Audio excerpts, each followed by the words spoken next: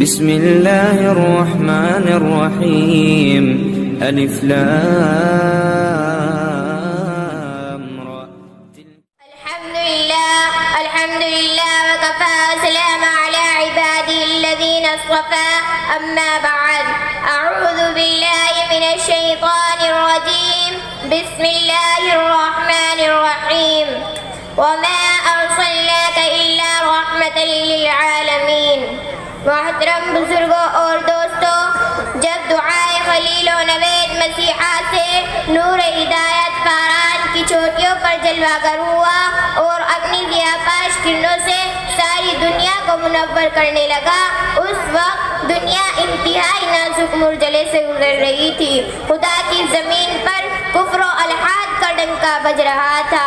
اس نازک دور میں خدا کے آخری رسول صلی اللہ علیہ وسلم نے جہاں والوں کو رشد و ہدایت، فلاح و بہودی کا راستہ دکھایا، ہلاکت و ضلالت کے عمیق گار سے نکال کر کامیابی و کامرانی سے ہمکنار کیا، دنیا کو ایک نئی زندگی عطا کی.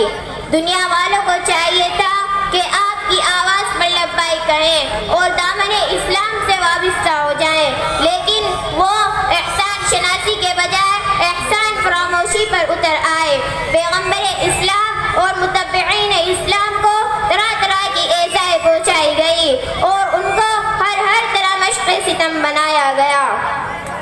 آپ کے راستے میں کانٹے بچھائے جاتے، آپ کی باتوں کا مذاق اڑایا جاتا، نماز کے عالم میں گردن مبارک میں چادر کا پھندا لگایا جاتا، اونٹ کی اوجڑی رکھ دی جاتی اور اسلام لانے والوں کو بری طرح زد وکوب کیا جاتا، انہیں مکہ کی گلیوں میں گھسیٹا جاتا اور اسلام سے برگشتہ کرنے کے لیے ظلم و ستم کے تمام حربے استعمال کیے جاتے تھے.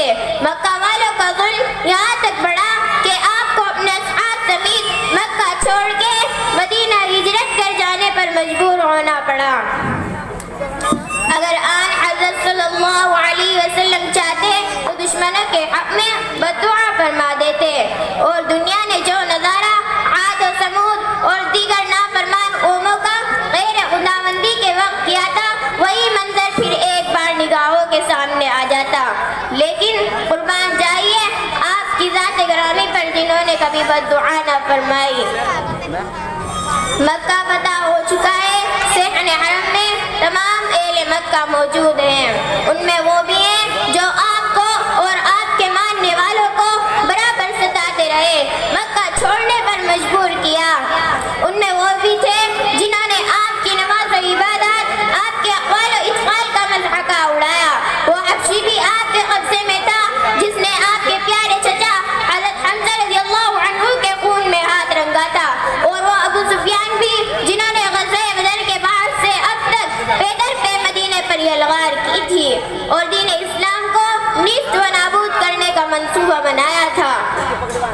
ہر مجرم آپ کے سامنے تھا، آپ ہر ایک سے گن گن کر بدلہ لے سکتے تھے، لیکن میرے ماں باپ اس ذات گرامی پر قربان جنہوں نے اپنے دشمنوں کی مکمل آزادی کا اعلان بغیر کسی تحرز کے ہی کر دیا.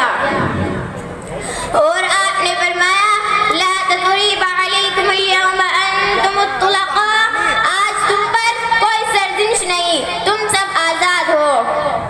رحمت عالم صلی اللہ علیہ وسلم کا یہ اعلان امن و رحمت اس قدر عام ہوتا ہے کہ اعلان ہو جاتا ہے کہ جو بیت اللہ شریف میں داخل ہو جائے وہ مامون، جو ابو سفیان کے پناہ لے وہ مامون، اور جو اپنے گھر کا دروازہ بند کر کے بیٹھ رہے وہ بھی مامون.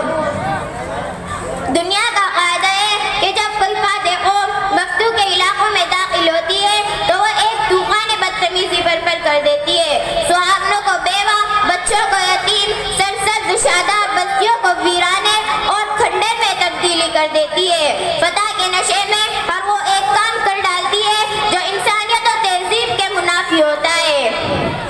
بے شک دنیاوی بادشاہ جب کسی بستی میں داخل ہوتے ہیں تو وہ اسے ویران کر ڈالتے ہیں اور وہاں کے شرپائے کو ذلیل کرتے ہیں.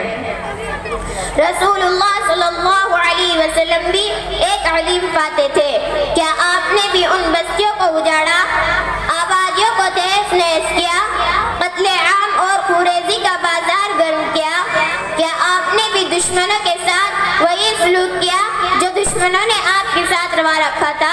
ہرگز نہیں، تاریخ کے صفحات اس بات پر گواہ ہیں کہ آپ نے پتھر مارنے والوں کے حق میں رحمت کی دعائیں کی، جانی دشمنوں کو درگزر اور معاف کیا، گھر سے بے گھر کرنے والوں کے لیے عام معافی کی منادی کی، اسلام کے خلاف معارکہ آرائیاں کرنے والوں کی خطاؤں کو دامن عفو میں جگہ دی۔